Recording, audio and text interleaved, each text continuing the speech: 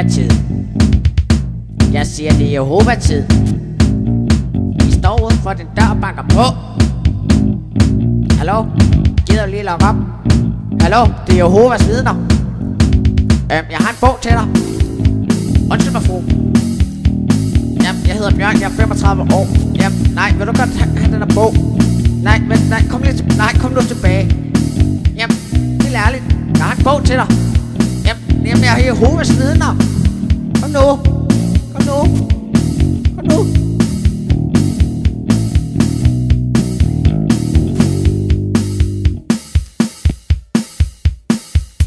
Jeg hedder Bjørn, jeg er 35 år, jeg er fyldt det i går. Men hvad gør det, når man er Jehova og ikke fejrer fødselsdag? Nej, jeg er Jehova, jeg besøger dig, og jeg kan ikke lide flæskesteg. Nej, jeg er ikke muslim, jeg ikke lide. Jeg er Jehova.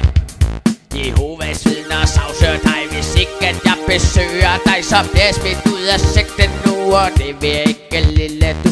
Jeg er Jehova, 35 år, jeg hedder Bjørn og spiser børn. Nej, det gør jeg ikke, nej, jeg spiser ikke børn. Nej, jeg hedder Bjørn, jeg synger om min sang. Jeg synger om Jehova, ja. Nej, jeg er Jehova, lille dreng. Jeg er 35 år og spørger om du vil med i sekten. Jeg har en bog, der viser dig, hvordan at du bliver en Jehova-mand. Jehova sagsøger dig, hvis ikke du tilslutter dig også. Jehova besøger dig. Kom.